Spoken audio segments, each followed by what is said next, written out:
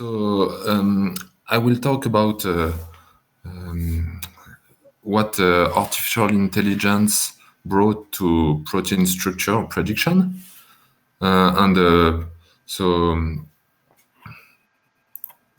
Okay. Well, if it's okay for everyone, I will do it like this. I don't know what you see, but okay. So I think not everyone is familiar with the problem of protein structure prediction, which we often call protein folding. So I will start with explaining the problem, then explain the traditional protein structure prediction methods. I will briefly talk about what I've been doing during my PhD. And finally, I will talk about DeepMind's approach, which they call AlphaFold, and their very recent impressive progress. So, protein structure prediction, what we need to understand is that it has huge stakes, and it's not a goal in itself. It's the first step to understand better proteins, but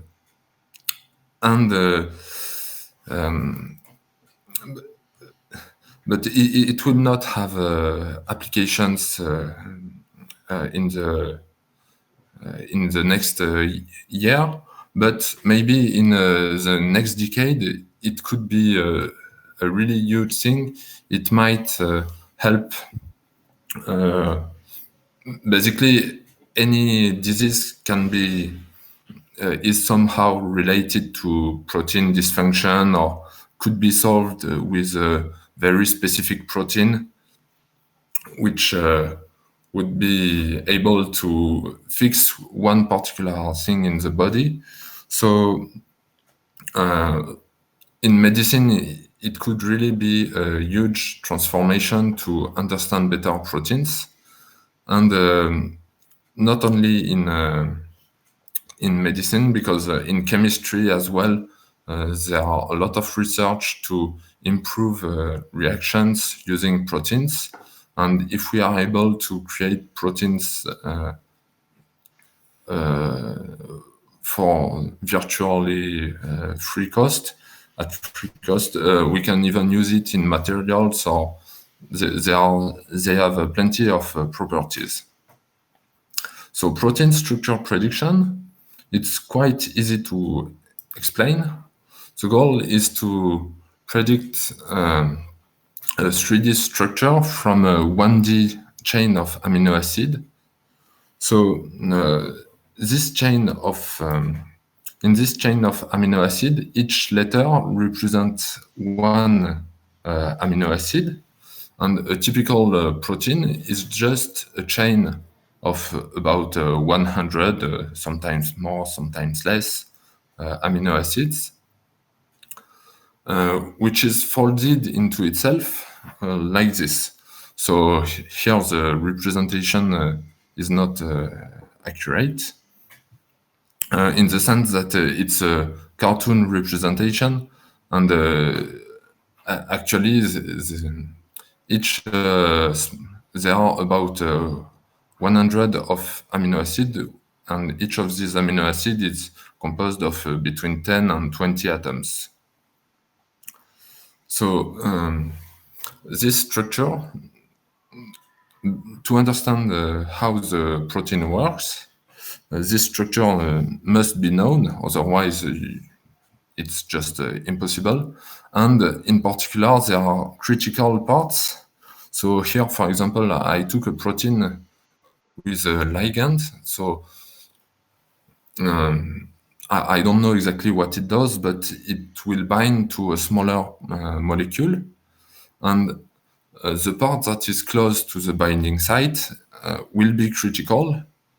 And if you do a mistake while in the model in this part, your model will be useless. While if you do a mistake somewhere else, in another part of the structure, your model will work just as well as if it was fully correct. So you have critical parts and you have parts that you basically don't care about. So there are naive methods for protein structure predictions that do not work. So the first one is exhaustive search. So here basically you cut your conformational space in a finite set, and you explore every conformation. But so this is intractable because we have way too much conformations to explore. And even if we could explore all of them, we are not currently able to say if one conformation is actually the native one or not. And it's a quite difficult problem to look at two conformations and tell which one is the best. So another approach that seems tempting is to simulate the folding of the protein. So I said it doesn't work, but it actually works for very small proteins. So up to 50 amino acids, it works reasonably well. But there are two difficulties. So once again, the force fields that will simulate the folding of the protein are difficult to create and to compute. And also, we need very small time steps to do accurate simulation. And the process of protein folding is actually quite slow. It can take up to 1 second. So you cannot simulate 1 second of time doing time steps of 1 femtosecond. It's just impossible. So before AlphaFold, we had protein structure prediction methods. So first, I will explain you one method to show you that actually gives a very good result in the CASP competition, but I don't really like it. So the method is called consensus. The principle is very simple. You take predictions from other groups, other methods that are freely available, and you will pick the most consensual prediction, meaning the one that is that has the parts on which everyone agrees, or most other model agrees. And voila, you have your best prediction. And this kind of method used to perform very well, but the problem is that it doesn't make. So it's nice to have this method, but it doesn't improve the understanding of proteins or the prediction techniques. It just somehow profit of other improvements from other methods. So this is just to say that performance is not always a very good metric to say if the method is interesting or not. And by the way, AlphaFold doesn't work like this. The best, let's say, honest method for protein structure prediction before AlphaFold was using template-based modeling and molecular dynamic. So template-based modeling is quite simple. We have database of proteins for which we know what is the folding, and we look for a protein in this database with a similar sequence as the target protein. And we try to match our amino acid, the amino acid of the target, to the shape of this template. And if no template exists, basically we try to match parts of the protein into parts of templates. And so we have a first draft, and usually what we do after this is called molecular dynamics. So we use a force field to relax the protein model. So basically, you will have small parts that are not very realistic, and it will slightly move the protein to try to find the best combination close to this to the template, to the first draft that we made. And so this is where machine learning was first used to create more reliable and easier to compute force fields. So the first use of machine learning was very simple in protein structure prediction. It was to create a statistical potential, where basically you estimate the energy of structural patterns from their frequency in a protein structure database. So if you see something a lot, it means that it has a low energy, and it's very favored by the nature. And if you see something very rarely, it means that it has a high energy or usually there are patterns that you just never see, and because they are not stable.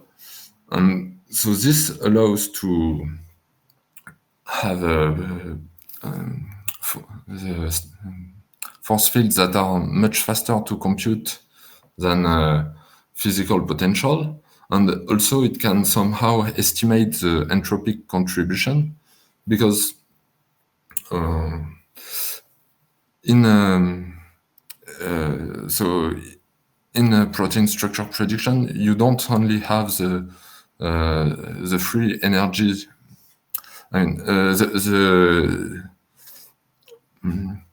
how can I say it? A conformation that has a very low energy will be usually more stable, but if actually it's a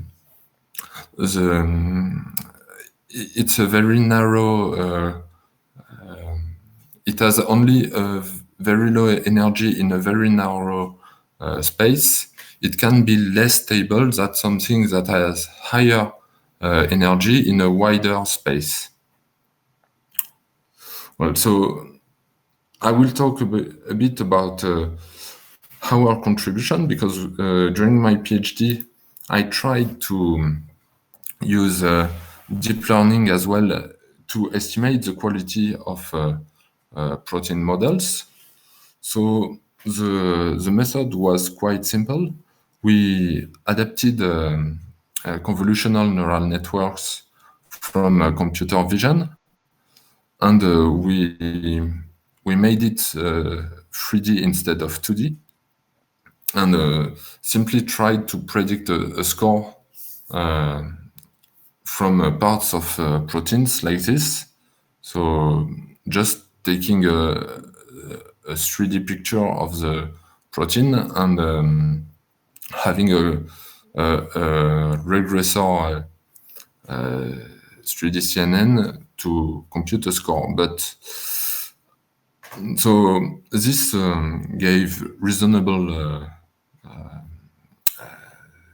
results. I think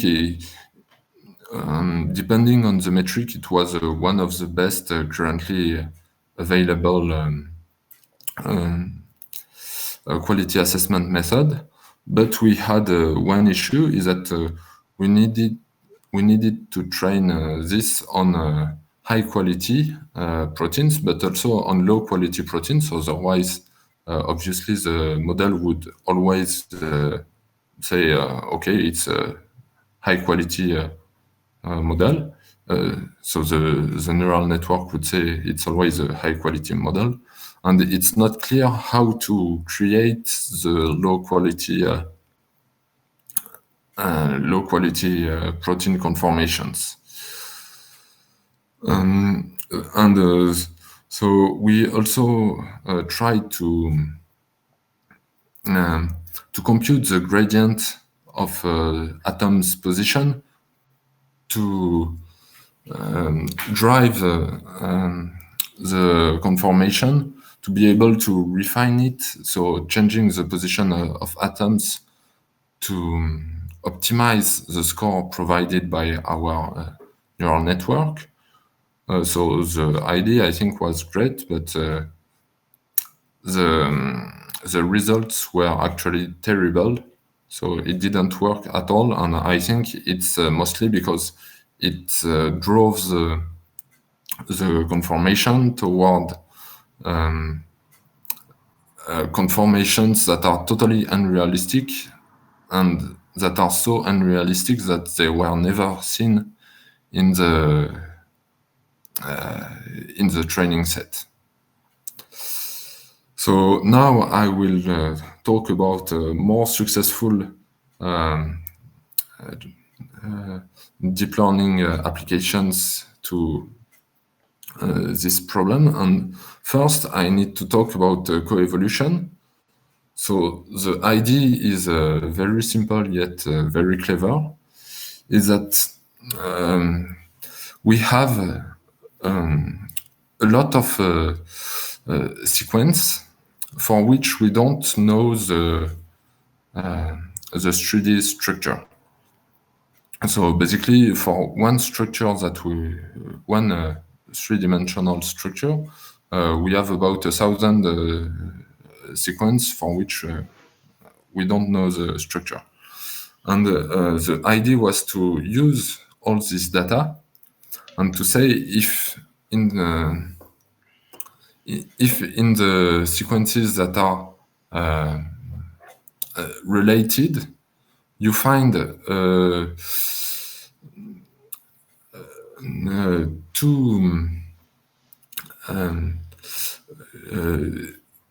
you find out that changes between some amino acids are correlated. You may infer that they are in contact in the 3D structure of the protein, because actually when one amino acid changes because of evolution,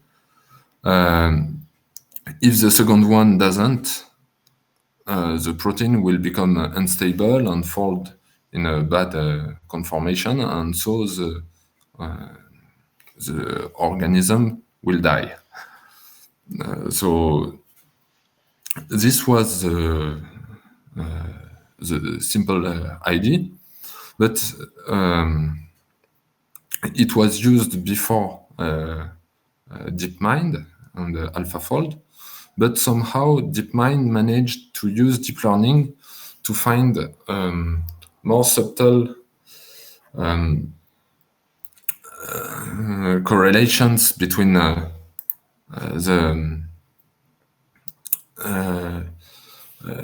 between amino acids. So they don't they use deep learning to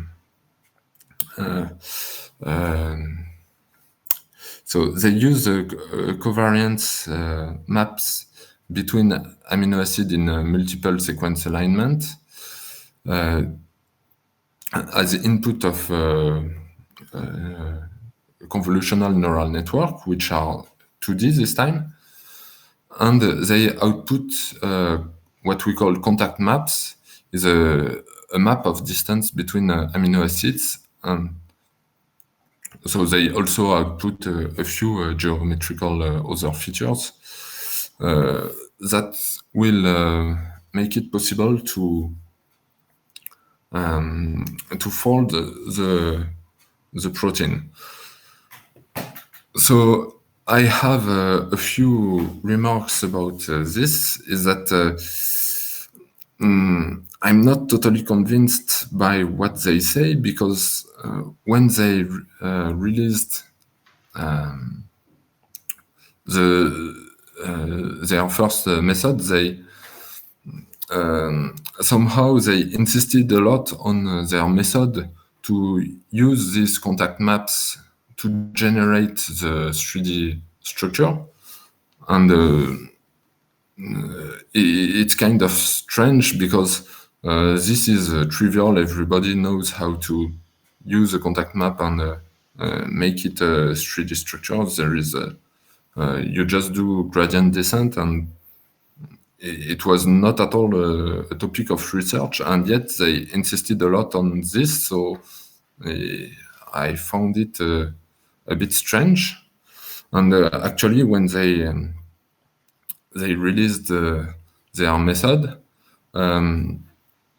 so when they published it, they also explained that they were adding a lot of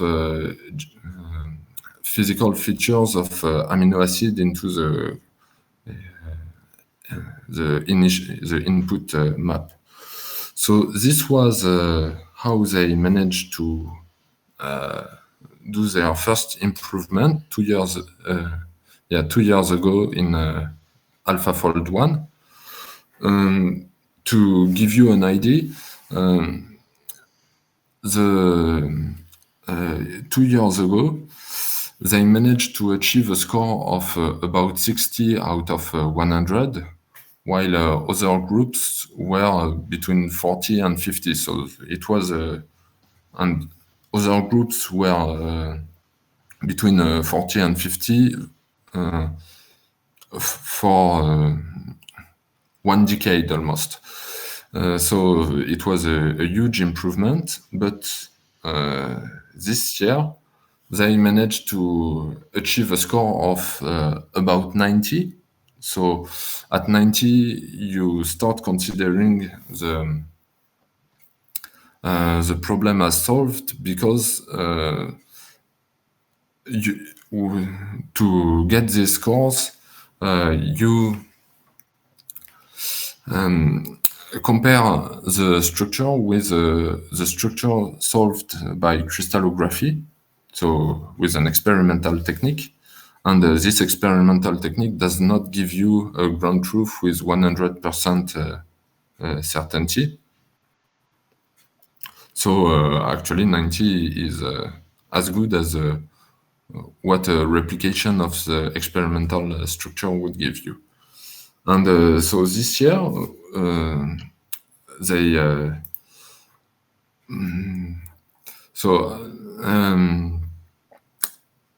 they didn't release a paper yet about their methods, but they made a presentation. And what seems to have changed is that they use transformers, which are a type of neural network that is very trendy currently and seems to work very well.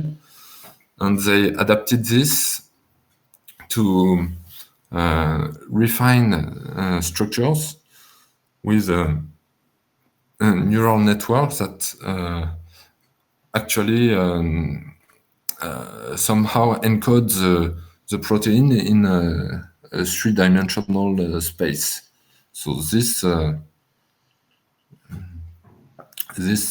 seems to be very interesting, but for now, we don't know much about how they did it exactly. And it's a bit a pity, because So they are, as I said, very big stakes, and also they take advantage. So DeepMind is a private society, and they take advantage of all the infrastructure that public research agency created for years, and so it's a bit embarrassing that they do not provide codes, and they take more than a year to publish their methods.